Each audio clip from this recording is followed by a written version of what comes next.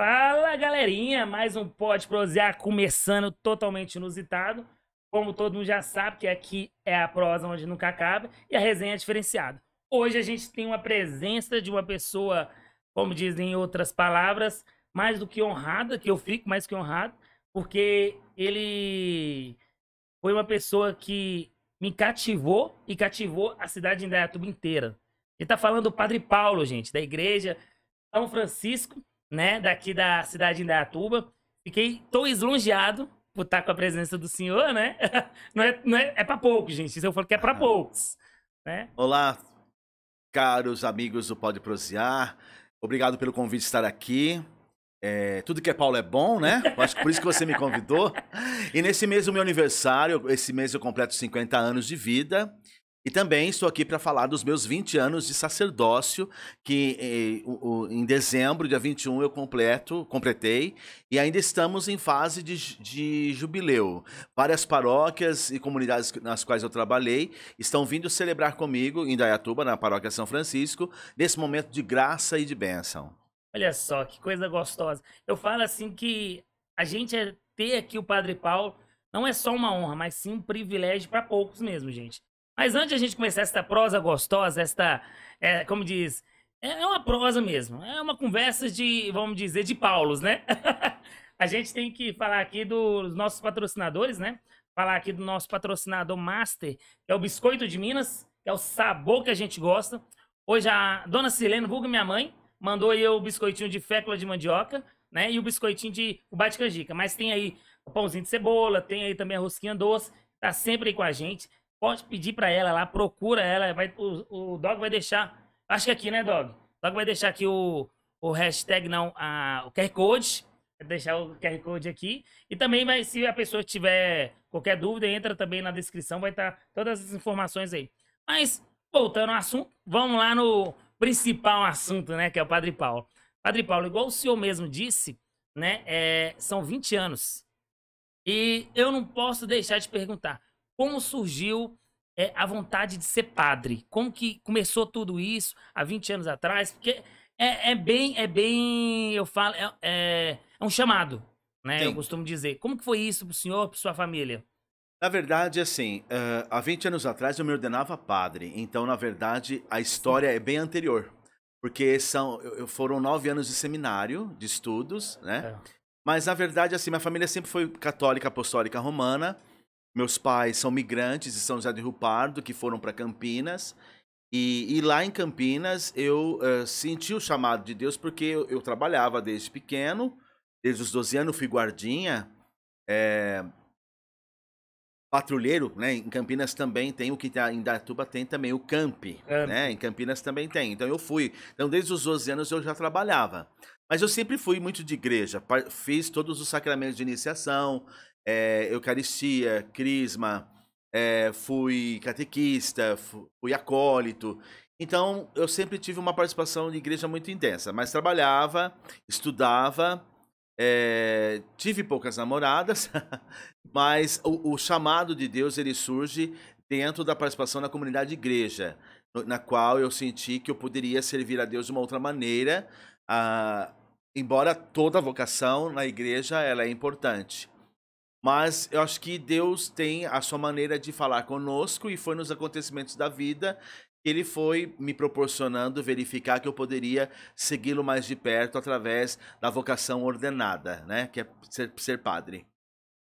Então, na paróquia Cura d'Ars, em Campinas, eu fui ordenado diácono e cresci nessa paróquia. E depois, na Catedral de Campinas, eu fui ordenado sacerdote no dia 21 de dezembro de 2001. E aí depois, no período também de padre, é minha terceira paróquia de pároco, então eu já passei pela São Geraldo Magela, em Campinas, Sousas também, na Santana, e agora estou há quase 5 anos na São Francisco de Assis, aqui em Indaiatuba. Então, voltando à questão, o chamado veio antes dos 20 anos de padre, que já são 20 anos que eu já sou padre. Mas muito feliz na escolha que eu fiz, minha família sempre me apoiou, e acredito que toda vocação é para o serviço. Nenhuma vocação é melhor do que a outra ou mais importante, são apenas diferentes. É que na realidade a gente fala que quando o chamado, né? Seja ele ser freira, seja ele para ser pároco, né? Ou então seja ele até mesmo, igual o senhor falou, ser algum integrante da igreja para participar, é muito importante. Eu fui Sim, coroinha durante 9 anos. 8 anos, se eu não me engano. E eu lembro que eu ficava com essa vontade também de ser. Para minha mãe era um orgulho. Né? Seria o maior orgulho para ela, para meu pai também. A gente foi muito de igreja. A gente sempre participou muito. Era ECC, lá em Minas, lá tinha o EAC, que é o Encontro de Adolescentes com Cristo, tinha o Jodec. E meus pais sempre participou, sempre foi, como diz, tios, né? sim. Que eles falam. E nesta, como que eu posso dizer, comunidade, né? A gente sempre fala que sempre tem um que destaca mais. E naquela era, quando eu era coroinha, foi mais ou menos, se eu não me engano, mais ou menos uns 10 da minha era, que hoje é padre, né? E eu fico feliz. Inclusive, eu quero mandar um abraço para eles aí, os pessoal todo que fez parte aí. Mas assim, eu falo que o senhor é diferente dos outros padres que a gente costuma dizer. A igreja sempre lotada, graças a Deus, a gente fala, né, que o chamado é diferente. Como quando o senhor chegou aqui em Dayatuba, né? Como foi essa recepção? Teve como diz, alguma Resistência. resistência do pessoal? Não, não, pelo contrário. Você sabe que Indaiatuba me acolheu muito bem. Aliás, todos os lugares que eu trabalhei me acolheram muito bem. O que existe, o que não é verdade, é uma certa fama de eu ser bravo, mas eu acho que uma coisa é ser bravo, outra coisa é ser sério. Eu me autodenomino como uma pessoa séria. Para Deus é sempre o melhor, Uhum. então para Deus também a gente faz algo sério, né? Então, o horário a gente cumpre, a roupa de missa a gente respeita, a roupa de missa não é a roupa do parque, não é a roupa do baile, é a roupa de missa. Então, assim, os lugares que eu trabalhei, não fui rotulado como o padre bravo, mas as pessoas às vezes acham que eu sou bravo e às vezes tomam porque eu levo a sério algumas coisas, eu fico sério também. Mas também quem vai às minhas missas, como você falou, verifica que no decorrer da missa existe a seriedade que o próprio ofício de sacerdote requer, e existe também aquela parte da descontração, quer dizer, a parte do acolhimento, perguntar onde as pessoas vêm, a música que também faz parte, né? Sempre que é possível, se tem algum santo na semana, ou se tem algum acontecimento na semana, a gente canta alguma coisa, ou canta os hinos cívicos, o hino da bandeira, o hino nacional, até porque também é importante que as pessoas saibam disso, né? Mas Indaiatuba me acolheu muito bem a ponto de, ó, e é bom que você saiba, né, que vocês saibam, em dezembro, no dia 8, eu tive a honraria, através do vereador Pepo, presidente da Câmara Municipal atual, me dar o título de cidadão indaiatubano. Olha, você vê que honra, né? Claro, não foi só eu, mas eu era, dentre os integrantes que receberam, eu fui o que tinha menos tempo de Indaiatuba. Caramba. Então, naquilo que você falava anteriormente, eu acredito que existe uma empatia, a qual eu agradeço, né? E ao mesmo tempo as pessoas me respeitam também, eu procuro respeitar a todos. Acho que Indaiatuba é uma cidade que cresce constantemente, e essa questão da apresentação das pessoas que vêm à missa pela primeira vez, essa apresentação reflete um pouco isso. A cidade de Tuba é uma cidade que atrai pessoas. Então, por que não recebê-las bem? Por que não dizer das 7 paróquias católicas apostólicas romanas que existem na cidade? Isso é muito importante, né? Eu acho que o receber, né? Eu É, falo que quando você se sente à vontade, você fica, né? Isso é o principal. Eu sou suspeito de falar, né? Eu costumo dizer que eu moro em Salto, mas na onde que eu vou é na Maria Gorete, né? tem. E é na onde que não só eu, mas a minha família tem costume de ir. E também não só pelo horário, que o horário também é um horário gostoso, o horário agora que tá no verão, que tá um pouco mais quente, né? Mas lá Mas tem tem um ar-condicionado. É, isso que eu ia ar-condicionado. falar. Mas tem um ar-condicionado. E isso, eu posso dizer com propriedade que as missas são diferentes. A gente fala que a homilia do senhor é diferenciada, né? Apesar que o senhor tem colocado bastante, agora também os seminaristas, para poder desenvolver, né? Que essa é a Sim. função, né?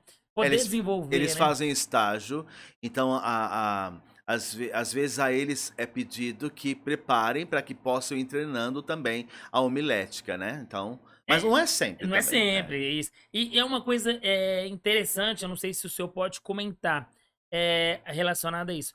Quando a pessoa se torna, vai virar o padre, né? Igual, vai virar o pároco, né? Igual o senhor falou, foi 9 anos de... Deixa eu só fazer uma ressalva. Sim, Ser padre não é ser pároco. isso. O ser padre, todos que são ordenados padres são padres, mas o pároco é uma função jurídico-canônica. Então, por exemplo, nem todo Hum, padre é pároco porque nem sempre está numa paróquia. Ó. Mas ele é oh, padre tanto quanto, só que não tem a função jurídico-canônica de ser pároco, de responder pela paróquia. então, no Então, caso... porque existem vigários, existem Hum, padres missionários, existem padres professores, existem padres doutores, existem padres médicos e assim então, no sucessivamente. caso, o pároco se torna quando ele Pároco toma... de uma paróquia. Paróquia. Isso, é. Então, Ah, eu estou como pároco na São Francisco. Mas, independente hum. disso, tem padres que são padres, mas que não são párocos, mas que são vigários, que têm outras funções. Ah, São capelães de hospitais. E isso é muito bom deixar É, frisado, gente, porque às vezes confunde, né? tem. Tem muita confusão nessa diferença. É. Eu não sei se o senhor poderia dar uma pequena, como diz, falar um pouco disso, porque assim, muitas pessoas confundem algumas divisões que eu costumo dizer. Porque é seminarista, diácono e o pároco, né? E o padre. E depois vem Você fala em bispo. termos de hierarquia? Não de hierarquia. Pode ser. Ou do processo de Eu acho que formação? talvez pode ser isso, porque às vezes a pessoa fala assim, mas aquele padre ali é casado. E às vezes ele é o diácono, né? Então, é algumas coisas que às vezes a pessoa que é leiga, muitas vezes, vamos Ou dizer, confunde, não confunde, exato. ou Eu não não sei se o senhor sabe. pode dar um Sim. pente fino aí, rapidão. Sim, sim. Na verdade, assim, então eu prefiro falar da hierarquia. Em Uhum, termos de hierarquia, existe o diácono, o padre, diácono, padre e bispo. O Papa, ele é bispo de Roma, ele é o uhum. primeiro entre os iguais. O Papa Francisco, ele gosta de falar que ele é bispo de Roma, e é verdade. Mas todo bispo de Roma é o sucessor de Pedro, porque Pedro exerceu lá em Roma. Então, Pedro foi o primeiro Papa, o primeiro sinal visível da unidade da igreja. Então, os sucessores de Pedro, que são os bispos de Roma, são papas. Mas o Papa é bispo. Então é que quem faz crisma em Roma é com o Papa, porque ele é bispo de É uma Roma. honra, né? Pois é. Então, em termos de hierarquia, é diácono, padre e bispo. O processo formativo, o processo formativo, ele demora porque os candidatos ao sacerdócio, eles têm que estudar filosofia e teologia. Então, são 3 anos de uma e 4 anos de outra grade curricular, né? Uhum. E antes de começar a filosofia, eles têm que passar por uma fase que chama propedêutico. Propedêutico é o início da caminhada dos rapazes que querem ser padre. Nesse período entre propedêutico, filosofia e teologia, eles fazem estágio em paróquias, que é aquilo que nós falávamos anteriormente. Alguns passam pela minha paróquia também, a nossa paróquia os acolhe, para que eles possam desenvolver esse estágio. Então, esse estágio implica eles aprenderem na prática um pouco do que aprendem na faculdade e no seminário.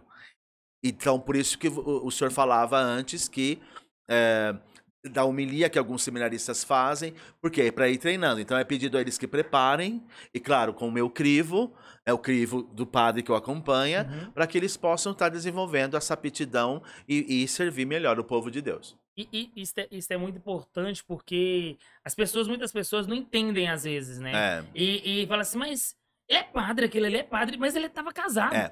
E é Aí, diferente, né? o diácono permanente, no caso aqui na Indaiatuba, nós temos vários. Nós temos o diácono Zé Francisco, que é da minha paróquia, o diácono Beto, o diácono Vicente, da Santa Rita, o diácono Beto, que é da Nossa Senhora Candelária, o diácono Virgílio, que é da Santa Terezinha, o diácono Jandeir, que é da Santo Antônio. Olha, se eu esqueci de alguém, me desculpem. Mas esses são casados, porque eles são diáconos permanentes. Uhum. O diaconato transitório é para ser padre. Então, aqui na cidade nós temos alguns. Diácono Vinícius, o diácono que agora vai assumir, junto com o padre Amistalden, a Santo Antônio, o diácono Rafael. Então, esses são transitórios, porque como é o primeiro grau da ordem, então nós temos que passar pelo diaconato. O permanente, como o próprio nome já diz, será só permanente. Uhum. Ele será só diácono permanente. Então, esses podem, segundo a Sagrada Escritura também, são homens servidores já casados que também aderiram à vocação diaconal para melhor servir o povo de Deus. Então, o diácono, o que ele faz?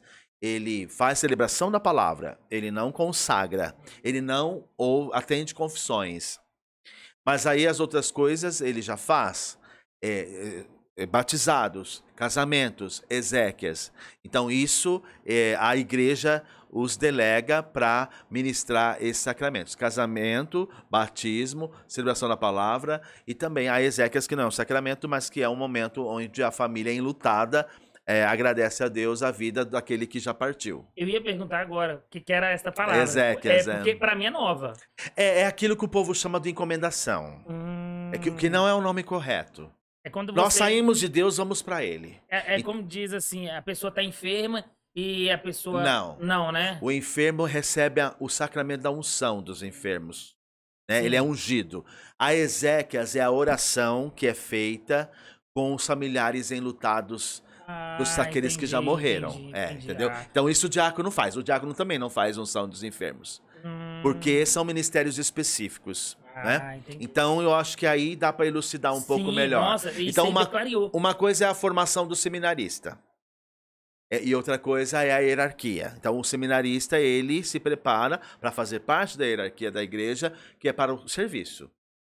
E isso é muito importante porque eu acho que muitas pessoas tinham essa dúvida, viu? Muitas pessoas tinham dúvida. E foi muito claro isso. E eu acho que agora clareou para bastante gente. Beleza. O Diácono Vicente é muito amigo meu. Inclusive, quero mandar um abraço para ele aí. Ele assiste a gente, viu? Ele assiste a gente. Um abraço a todos os diáconos. E aos padres também daqui da cidade. Isso aí. Padre Paulo, quando o senhor chegou aqui, há 5 anos atrás, foi uma mudança geral que o senhor deu na paróquia.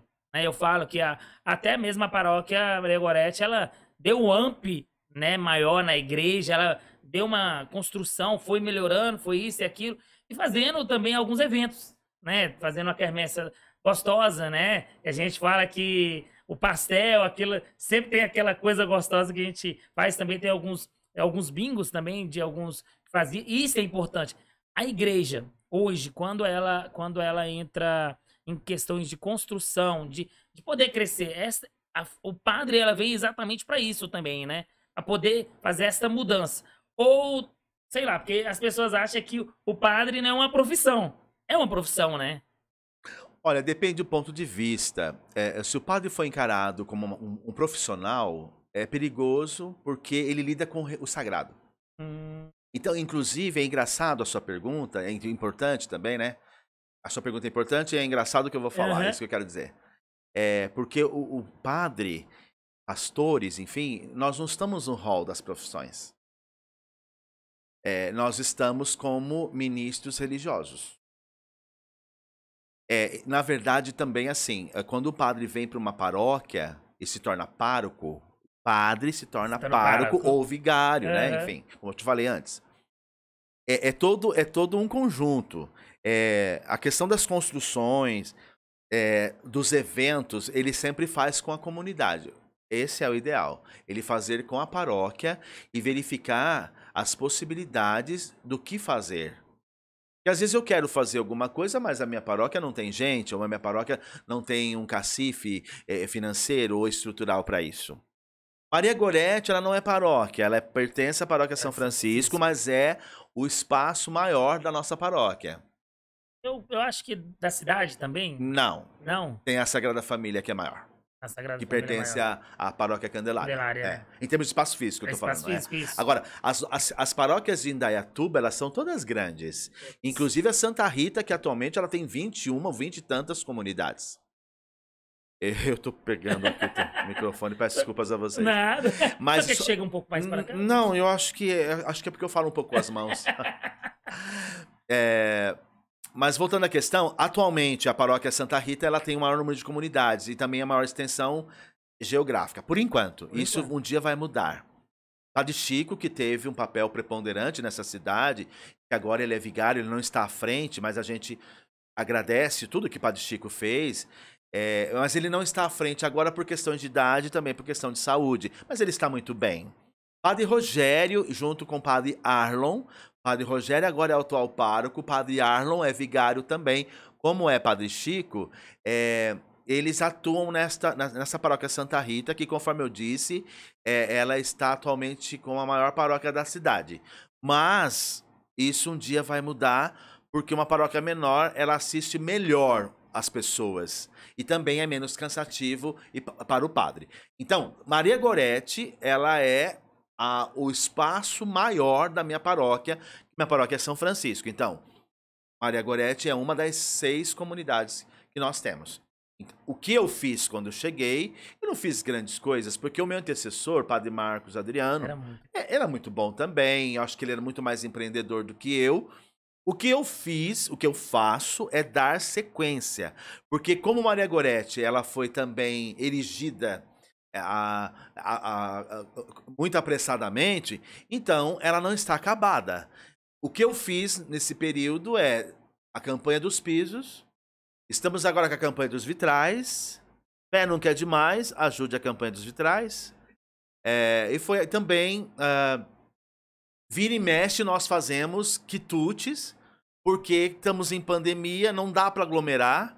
Então a gente tem feito pizzas, quermesses não mais, mas temos feito alguns quitutes em termos de delivery, né? As pessoas, nós vendemos antes, as pessoas pegam no local. Além, claro, do dízimo, que eu quero frisar aqui, a minha paróquia, acho que as paróquias de Indaiatuba, os católicos sempre foram muito fiéis, porque mesmo em épocas de pandemia, mesmo quando não se podia ir à igreja, tinha muita gente da minha paróquia, acredito que de outras também, que ligavam: olha, eu não quero parar de ser dizimista, como é que eu faço para contribuir mensalmente com as despesas da comunidade para fazer o meu papel de cristão católico, conforme está na Sagrada Escritura. Então, isso para nós padres nos emociona, é edificador, porque a dimensão da igreja, ela não é só física. O ser igreja é a questão da pertença, do sentido de pertença. Então tem muitos católicos que ainda não estão indo à igreja por conta da pandemia, por causa dessas febres, dessas gripes, que a todo momento nos amedronta. Mas tem muita gente que não deixou de ir, e que mesmo não indo, elas sintonizam pelas redes sociais e também pelas TVs abertas. E a minha paróquia também teve uma certa predominância na questão das transmissões, né? Eu acho que a minha função de assessor eclesiástico da Pastoral da Comunicação tem a ver com essa minha equipe, porque eu com eles, né? Uhum. Então é nós. A gente sempre fez, não desmerecendo ninguém, mas a gente sempre fez com muito esmero, com muito apreço as transmissões. Que graças a Deus já não temos mais. Agora essas serão só transmissões aleatórias. Esperamos em Deus que não volte, assim, não precise voltar da mesma maneira que era, para que se pudesse atingir as pessoas. Nossa, acho que falei demais. Padre, eu tenho uma dúvida, eu acho que não só minha... Respondi a sua pergunta? Demais. Eu acho que ficou claro também que é importante. Eu acho que o bom de tudo é isso, que o senhor fala e deixa bem desenhado, né? O bom é isso. Então, na verdade, só para concluir, eu não fiz grandes coisas. Eu só estou dando sequência. Agora existe a campanha dos vitrais, depois, em termos de Maria Gorete, precisa da campanha dos bancos, porque aquelas cadeiras a gente sabe que não é o projeto original. As cadeiras são para que as pessoas possam ficar bem acomodadas, mas uma coisa de cada vez, porque o nosso povo também, o país vive uma situação de instabilidade econômica, e aí a gente também não pode dar um passo maior que a perna. Como disse, o senhor vai bem consciente. Sim, né? Bem consciente. Cada coisa, cada passo ao seu tempo, mas a gente tem recebido o respaldo das pessoas, isso que é o mais importante. Indaiatuba é muito generosa, sabe? Então, e o senhor falava também da questão da participação das missas. Realmente, eu não tenho missas com poucas pessoas, mas não é porque é Padre Paulo, eu acho. Claro, talvez a pessoa do padre ajuda, mas Indaiatuba tem um povo muito fervoroso.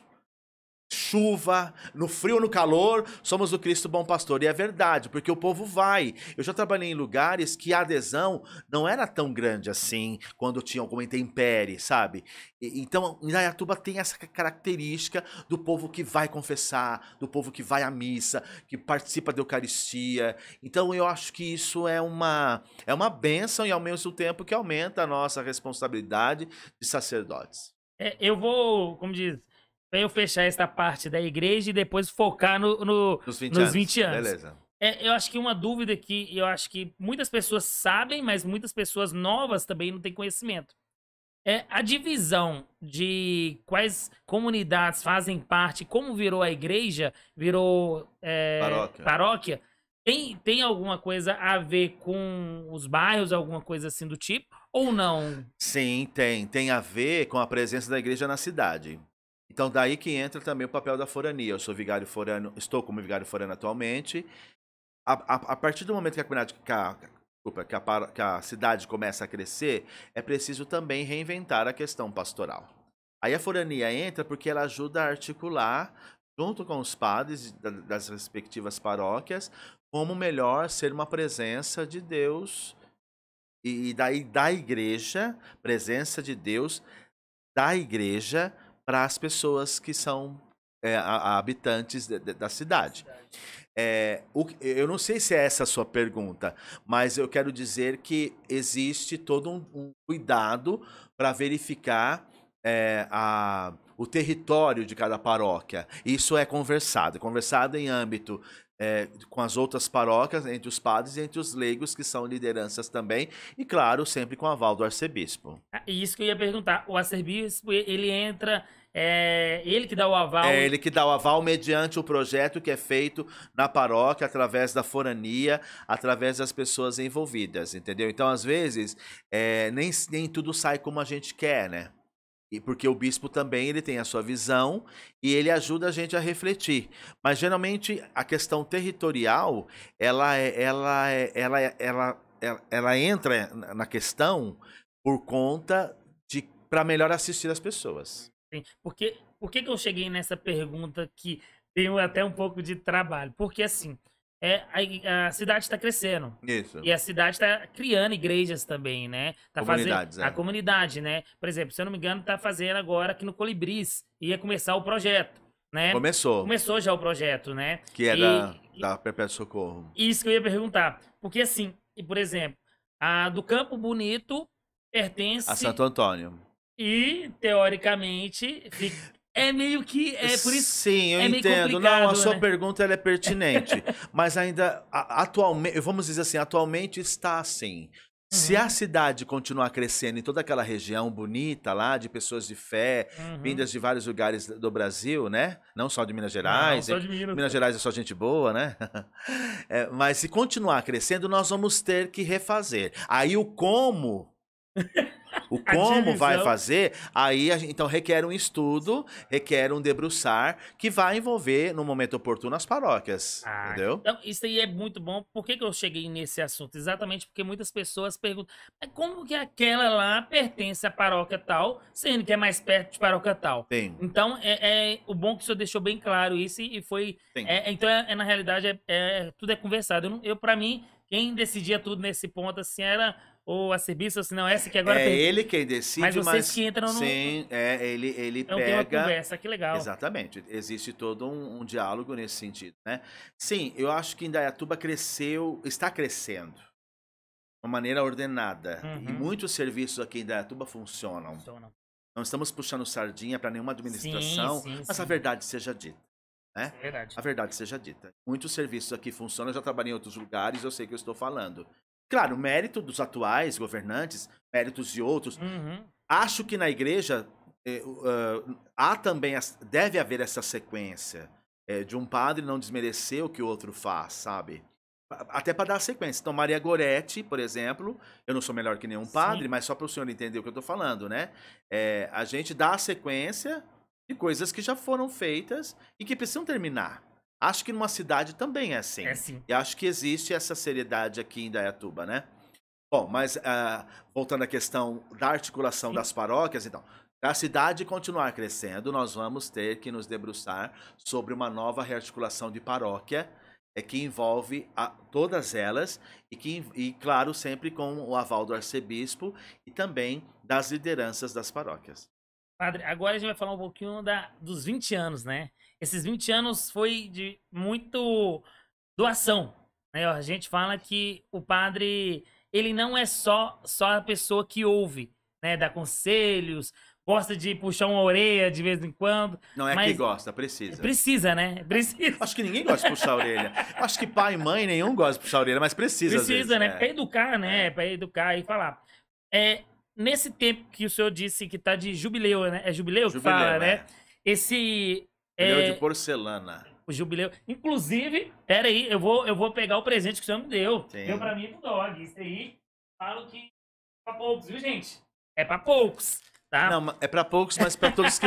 É pra poucos, mas pra todos que vão à missa. É isso mesmo. Eu falo assim, gente, que eu fico esonjado e honrado. Eu falo que no dia quando eu fui conversar com o senhor pra ter essa prosa, né? Minha mulher fala que eu sou muito descarado. Ela Não, fala... eu acho que descarado não, você é carudo mesmo. No bom sentido. No bom né? sentido. Então, assim, gente, ó, só pra vocês terem uma ideia, é um pratinho, né, de porcelana e que tem um suportezinho. Vou colocar aqui, né, para as pessoas verem, eu acho que as pessoas verem. Ó, gente, tá pegando legal, Dog? Eu vou pegar aqui, essa daqui.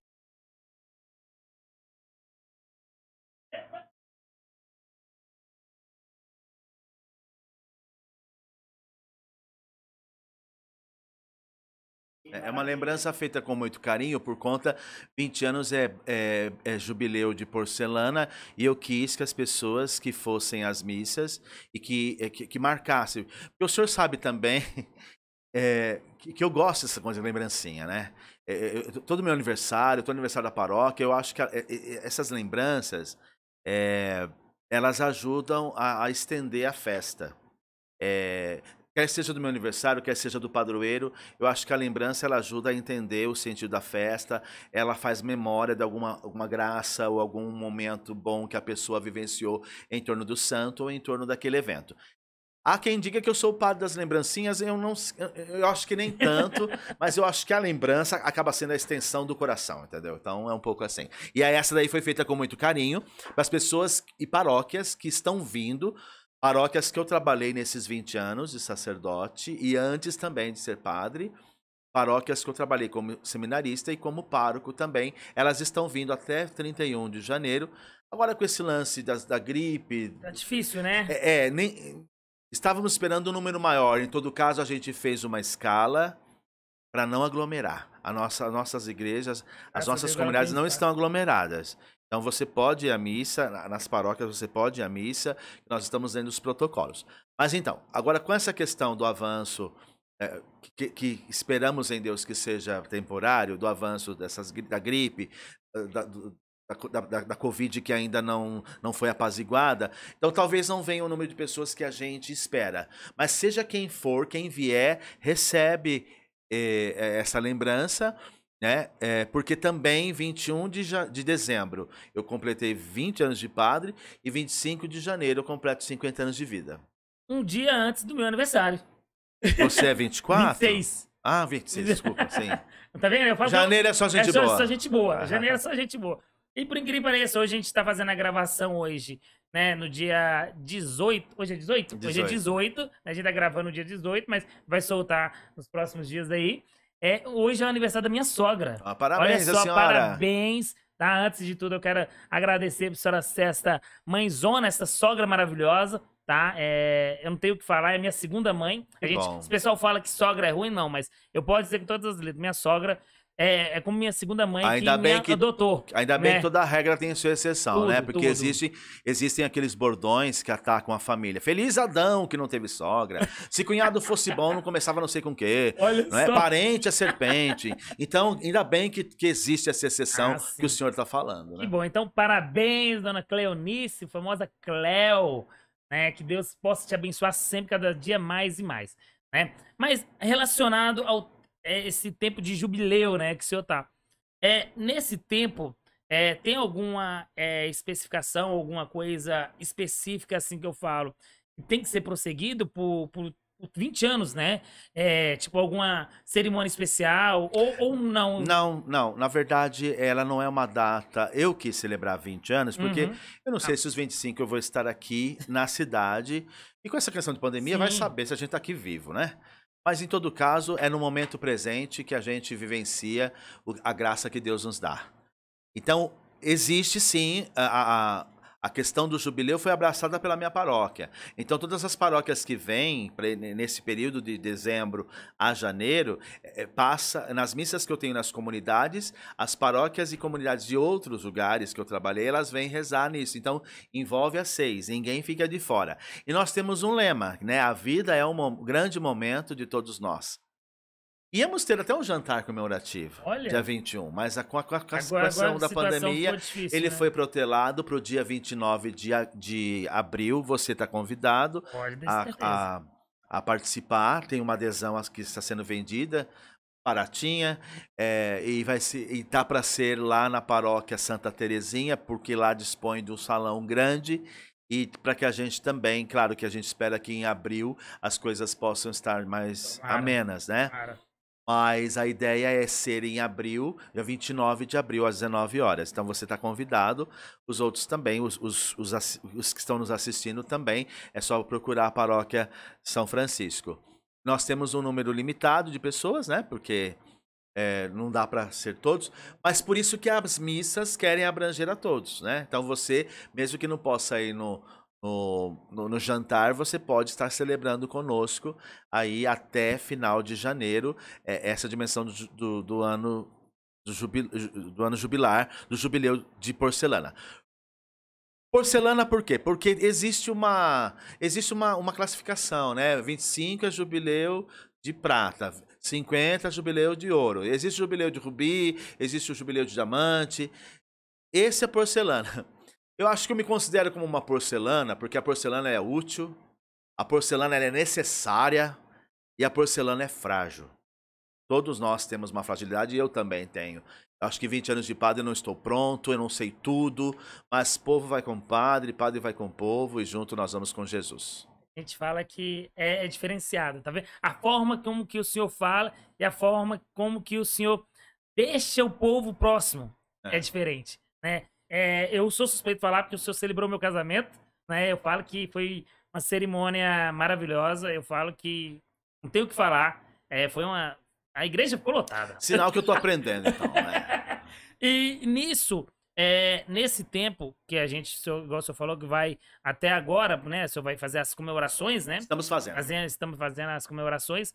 Nesse tempo que o senhor tá, lá atrás, quando o senhor tomou a decisão, por ser padre, que o senhor tava no tempo de ser seminarista, o senhor tava no diácono, que aí o senhor tomou a decisão de falar assim, agora eu vou seguir a parte de ser padre literalmente mesmo.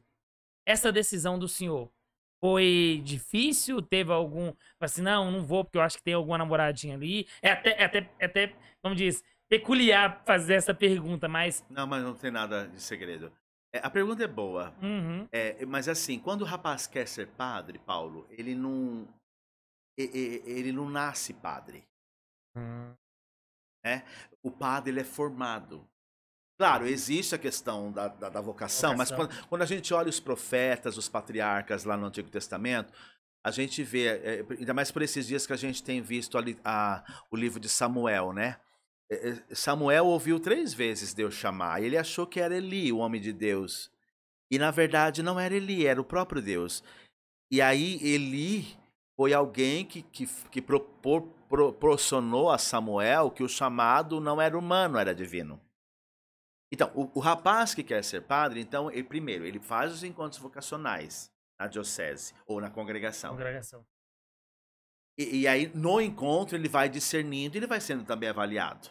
Depois que ele é avaliado para fazer a experiência, para entrar no seminário, os seminários são o quê? 8, 9 anos de estudo, né? Entre filosofia e teologia. Quer dizer, propedêutico, que é a primeira etapa, depois 3 anos de filosofia, 4 anos de teologia. Todos prestam vestibular, faz na PUC, né, em Campinas, são cursos reconhecidos. Nós passamos a ser acadêmicos como qualquer outro e temos que dar conta dos estudos, dar conta da vivência em comunidade no seminário e dar conta também do estágio que é feito nos finais de semana em cada paróquia. Por isso que às vezes você via os seminaristas, né, e que mudam, né, porque ele é 2 anos em cada lugar. Então, o padre não nasce pronto. É claro que se existe o dom, então esse dom vai sendo aperfeiçoado e configurado à medida que ele vai caminhando. Entendeu? É muito comum também o rapaz achar que também não é mais isso que ele quer. Então a igreja respeita isso. Mas também, se ele também não for fiel, a igreja também pede para que ele busque uma outra vocação. Né? Humanamente falando é uma coisa muito séria, mas humanamente falando é uma coisa também bonita, porque o segredo da vocação é a pessoa ser feliz naquilo que ela opta. Então, voltando à sua pergunta, quando eu comecei a pensar com 18 anos, mas sempre fui de igreja. Mas entrei com 20 anos. Claro, eu tive alguns namoricos, sim, eu nunca cheguei a namorar de aliança tal, mas eu fiz curso para DJ também, eu queria trabalhar em rádio. É que na minha época não tinha essa coisa legal que tem hoje, né, que vocês fazem.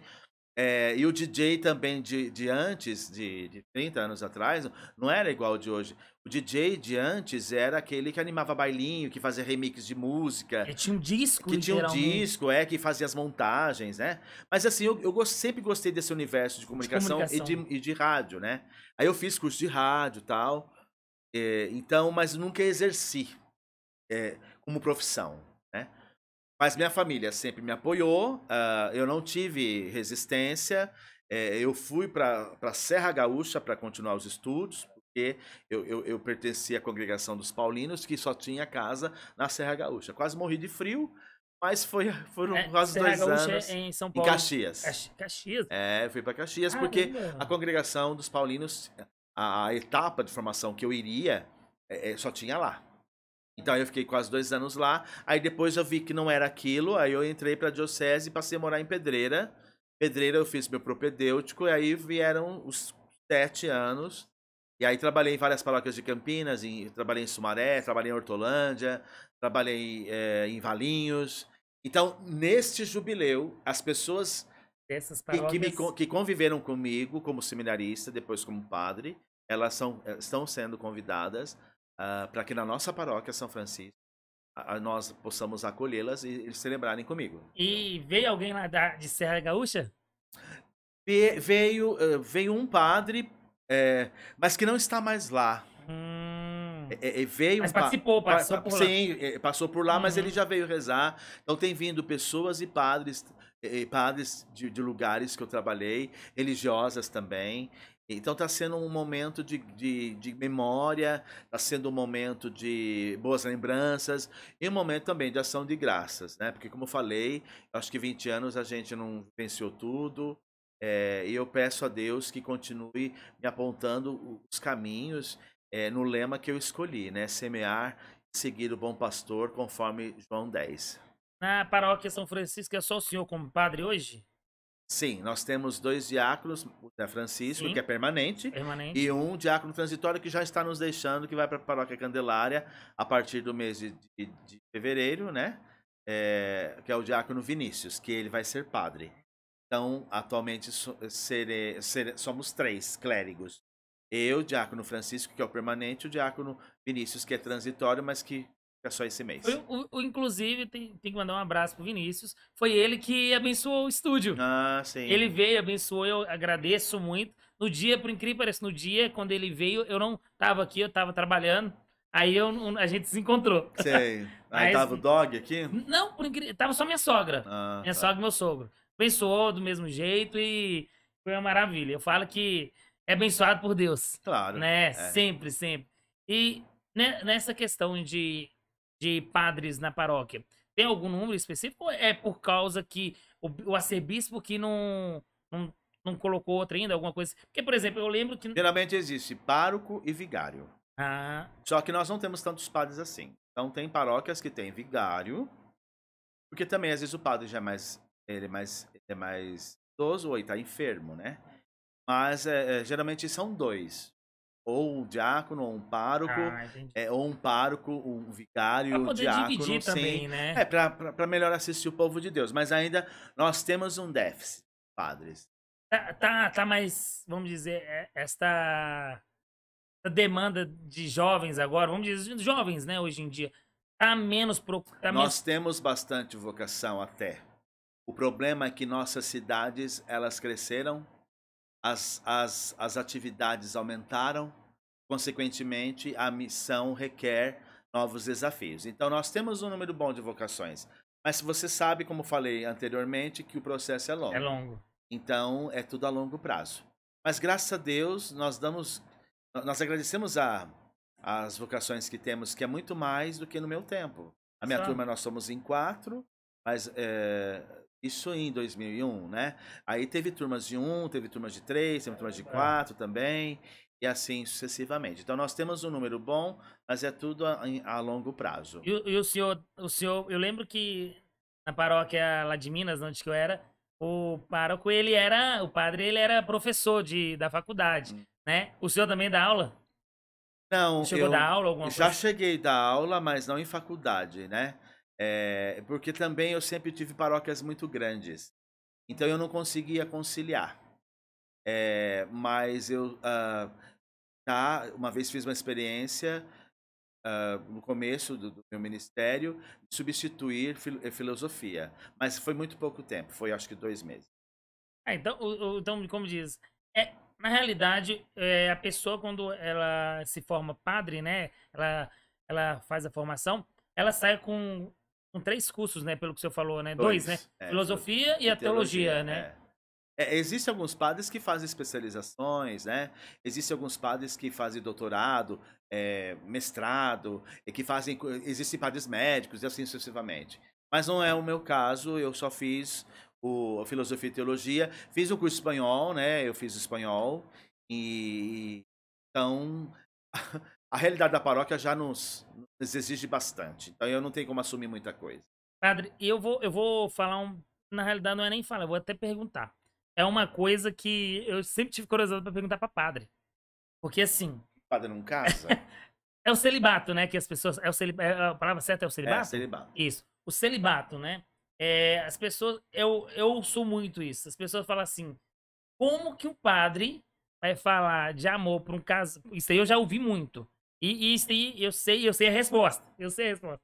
Porque quem casa faz o curso, faz todo aquele, né, a preparação, né? Então, entende como é que funciona. Mas muitas pessoas não entendem como funciona. Teria como o senhor poder dar uma pequena palhinha para as pessoas entender por qual motivo, e vamos dizer, não é só o motivo, mas é o principal motivo do celibato. Sim. Bom, vamos por partes, essa é uma pergunta longa, eu tenho tempo, mas eu vou procurar ser sucinto, porque isso também tem um pouco de doutrina. Aham.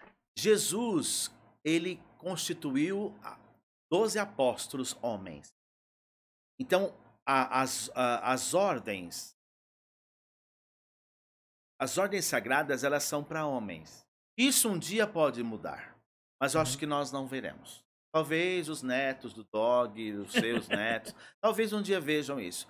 Porque isso é uma verdade teológica, mas ela é uma questão também disciplinar.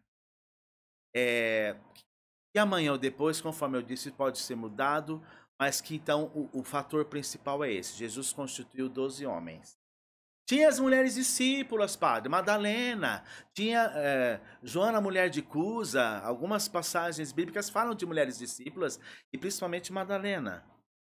Então, só que talvez muitas pessoas talvez não entenderiam se fosse aberto para mulheres, né? Não é essa a questão.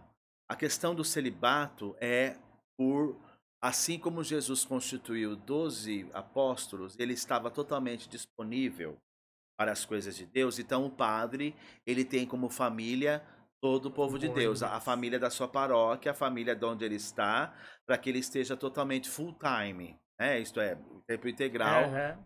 para a comunidade. Quando eu falo que é disciplinar, porque amanhã isso pode ser diferente. Ah, então alguém pode dizer assim: ah, mas os pastores têm família, os pastores trabalham, têm as suas funções. Então, mas na concepção da Igreja Católica Apostólica Romana, a ideia é que o padre esteja integralmente voltado para as coisas do serviço do ministério, o munus, de abençoar, santificar, conduzir e orientar, né? Então, o celibato, o rapaz ou a moça que quer. O rapaz quer ser padre, a moça que quer ser freira, ele vai trabalhando isso também durante o tempo de formação. É uma opção. A igreja não força ninguém. Só que aqueles que querem, então, eles abraçam isso de maneira livre e espontânea. Então, quando eu me propus a fazer o discernimento, eu tinha presente isso. Então, ninguém me obrigou a isso. E nenhum padre, nenhuma freira é obrigado a isso. É por uma questão de amor ao reino e a uma vocação específica, para que se possa, então, ter como família o povo de Deus. Entendeu? Isso um dia pode vir a mudar, mas a princípio o Papa Francisco deixou muito claro que não vai mexer nisso, entendeu? Então é uma opção de vida, entre outras, e que São Paulo até fala muito bem. Nem todo mundo está apto para isso, mas existem N maneiras de servir. O matrimônio não deixa de ser sagrado por conta do sacramento da ordem. Mas é apenas uma questão de escolha e uma questão de apontar o que se quer, entendeu? Eu falo assim que a forma da explicação é muito bem nítida. E isso é importante. Eu acho que quando eu falei assim, Dog, eu vou chamar o padre. Esse cara, será que ele vem? Cara, eu acho que ele vem. Eu acho que é a forma de falar, a forma de expressar e do jeito que o senhor gosta de conversar. E o senhor gosta de prosear um pouco. E quando a gente fala assim, o padre é do povo, né? Realmente é do povo. Eu falo que as pessoas às vezes têm vergonha, às vezes têm medo, igual o senhor fala que as pessoas às vezes acham que o senhor é bravo. Na realidade, gente, eu falo que a personalidade da pessoa é diferenciada, né? Então, assim, eu fico literalmente eslongeado, né? A gente tá quase chegando já no final, né? E como que chega quase no final, então tem a prosa rápida, né? Que a gente bate-bola. O bate-bola, né? Vou pegar aqui o famoso bate-bola, né? Que é a Bonita prosa caneca, rápida. hein? Bonita caneca. Ah, que bom, que bom. Pode perguntar, Padre? Sim, vamos lá. Vamos lá. Prosa rápida, vamos lá. Um medo. Violência. Felicidade é Deus. um arrependimento. Não cantar tanto. Sua maior qualidade é Esperançoso. um defeito. Perfeccionista. O que te dá mais raiva? Descaso. Um destino. Viagem. Espanha. Olha. Um ídolo. Jesus. Uma música que te marcou. Muitas. Muitas. Eu gosto muito de música popular, mas assim, muitas músicas marcaram. Eu seria injusto se eu falasse de uma. Um sonho. Um país melhor. Agora, não, antes que eu chego sempre no final e eu falo assim, uma frase que te marcou ou que te marca até hoje, que o senhor leva pra vida. O amor não cansa e nem se cansa, e se cansa não cansa de estar cansado. São João da Cruz. É forte. E, por final, para finalizar, Padre Paulo por Padre Paulo. Definição por ele. Então, eu, Padre Paulo, estou ainda a caminho. Eu, Padre Paulo, quero vivenciar esse jubileu dos 20 anos de uma maneira que eu perceba o quanto aprendi, o quanto posso ainda oferecer. E quero olhar a partir a minha vida sacerdotal, a minha vida pessoal, a partir dos 20 anos de padre e 50 anos de vida. Eu acho que aquilo que o poeta diz, andar devagar, porque eu acho que já tive muita pressa. Então, que Deus me ajude e nos ajude a saborear mais intensamente as coisas do que talvez ficar na pressa de fazer tudo de uma vez. Então, cultivemos mais e façamos bem feito o pouco que fizermos. Gente, que é isso? Eu falo que. Tá vendo? É por isso que a gente fala que aqui no Pode Prosa é onde a prosa nunca acaba. É É. por isso, é gostoso de ouvir. É uma resenha diferenciada, gente. Padre, eu só tenho que agradecer por você ter disponibilidade. Esse tempo, né, que eu falo assim que a vida de padre não é fácil. É uma correria atrás da outra, né? Falo que a gente tentou marcar aí um tempinho já, né? E eu falo que, graças a Deus, eu consegui essa agenda aí. Não é fácil, né? Porque tem vários compromissos. As pessoas acham que o padre só toma conta lá da missa, né? As pessoas acham que é só isso. Sim. Mas não, é uma vida corrida, gente. Eu falo que, inclusive, é importante frisar isso, porque a agenda do padre é importante.